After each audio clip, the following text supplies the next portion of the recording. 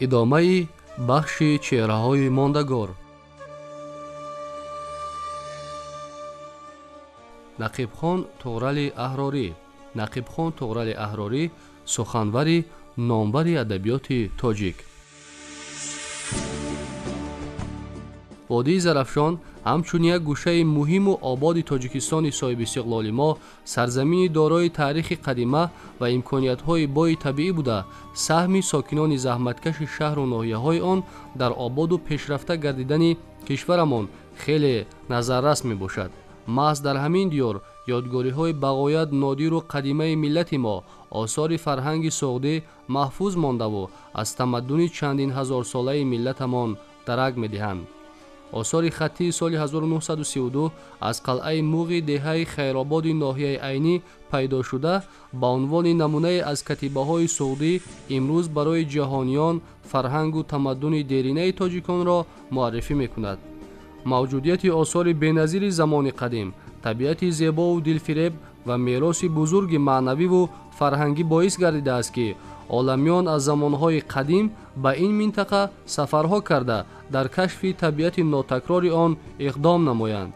مطابق اخبار تاریخی و روایات تا زمان ما رسیده، گویا اسکندر به خاطر گذاشتن نقش در این مکان زیبا برای به یکی از قدیمترین یادگاری‌های طبیعی این دیار اسکندرکول دادن نام خود اقدام نموده است.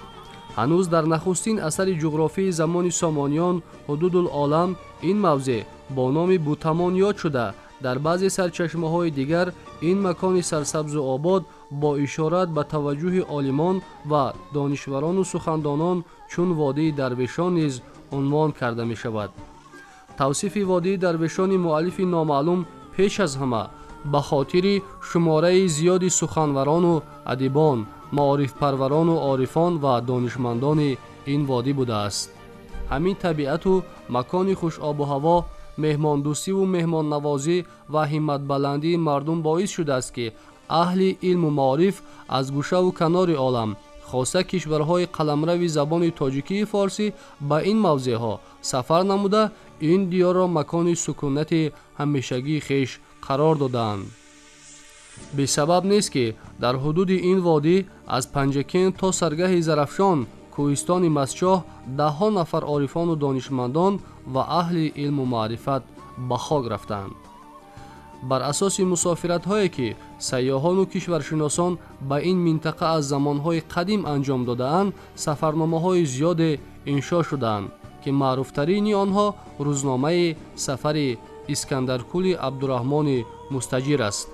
حتی در زمان شوروی نیز وادی زرافشان، خاصه کنار کلهای کم نظیر اسکندرکول، هفتکول و مانند اینها، مکان استراحت و بازدید سیاحان و عالمان و جهانگردان به حساب می رفت که چندین کتاب سفرنامه در این دوره نشر شده به این مطلب اشاره می کند. کارنامه های دیوشتیچ دلاور تا به حال داستان شجاعت و متانت و جسارت و وطن دوستی برای نسل های بسیار دوره های تاریخی از جمله نسل امروز به شمار می رود.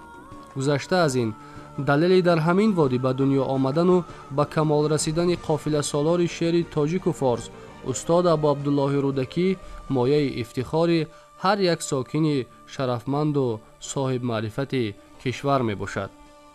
اگر استاد ابو عبدالله رودکی شعر کلاسیکی ما را آغاز نهاده باشد، با اطمینان می توان گفت که نقیب خان طغرل احراری چون میراثبر اصیل استاد شاعران با ادامه بهترین سنت های نظم عالمگیر ما این دوره تاریخی ادبیات را یک نوع جانبست نموده است. نقیب خان طغرل واقعا از سخنوران نامور ادبیات تاجیک بوده، با اشعار بلند مضمون و روانی خود قلب هزاران نفر دلباختگان شعر و سخن را تسخیر کرده است. طغرل همچون وارث ارزنده یکی از پیشوایان بزرگ طریقت نقشبندیه، خواجه احراری ولی، توسط اشعار و افکار پرمحتوای خود در تربیت معنوی و اخلاقی مردم سهمی ارزشمند گذاشت. جایگاه و مقام شاعر از آن نیز معلوم می‌گردد که یگانه نسخه چاپ سنگی دیوان شاعر که سال 1916 در ایام زندگی او به چاپ رسیده بود، تا به امروز در خانه و منزل اکثر ساکنان шаҳрҳои бузурги мовороуннаҳр нигаҳдорӣ шуда бисёр ғазалу абёти шоирро мардуми ин шаҳрҳо аз ёд медонанд. бахши чеҳраҳои мондагор дар боби нақибхон туғрали аҳрорӣ суханвари номвари адабиёти тоҷик идома дорад. шуморо дар нашрҳои дигар ба идомаи рӯзгор ва осори нақибхон туғрали аҳрорӣ ошно хоҳем кард.